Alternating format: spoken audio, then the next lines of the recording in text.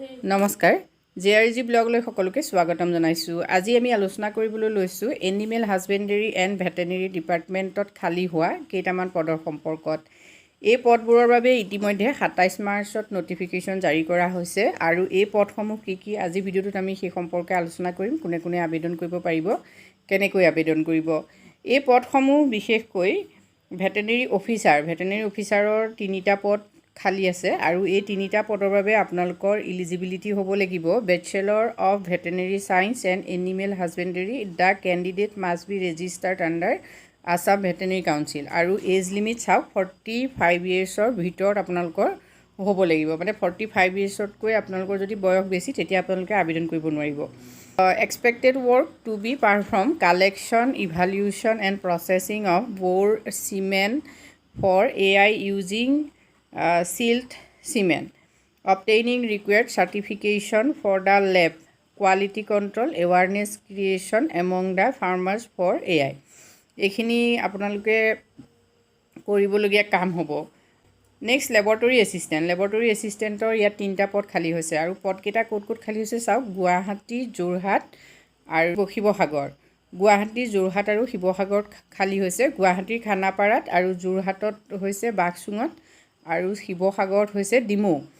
এই 3টা ঠাইত আপোনালোকৰ বাবে বিশেষকৈ লেবৰেটৰী এছিষ্টেণ্টৰ পদ খালী হৈছে আৰু ইয়াৰ বাবে আপোনালোকৰ কোৱালিফিকেশ্যন লাগিব HSSLC science passed with biology as a subject.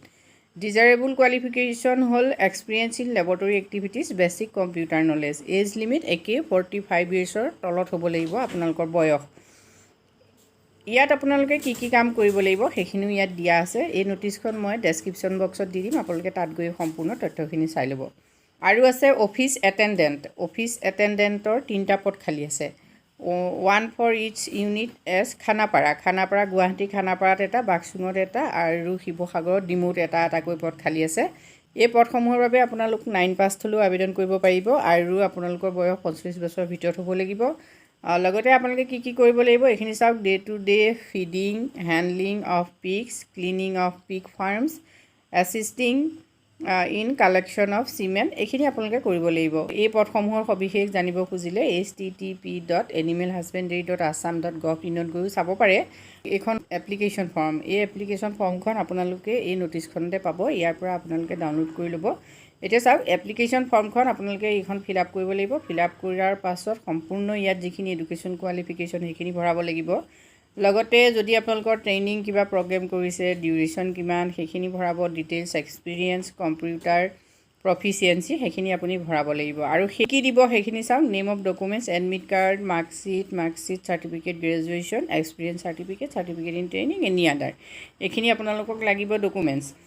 ইতিমধ্যে আপোনালোকক কৈছোঁৱে যে animal husbandry and veterinary department, govt of Assam, Chenikuthi, Guwahati 3 এইটো এড্ৰেছত আপোনালোকে এপ্লিকেশ্যন ফৰ্মখন পঠিয়াব লাগিব। আৰু এপ্লিকেশ্যন ফৰ্মখন আপোনালোকৰ বিশেষকৈ 10 এপ্ৰিলৰ আগত পাবগৈ লাগিব। আজি ভিডিঅ'টোত আমি আপোনালোকৰ বাবে এইখিনি তথ্য দিছোঁ। যদি উপকৃত হৈছে কমেণ্ট কৰি জনাব। ধন্যবাদ।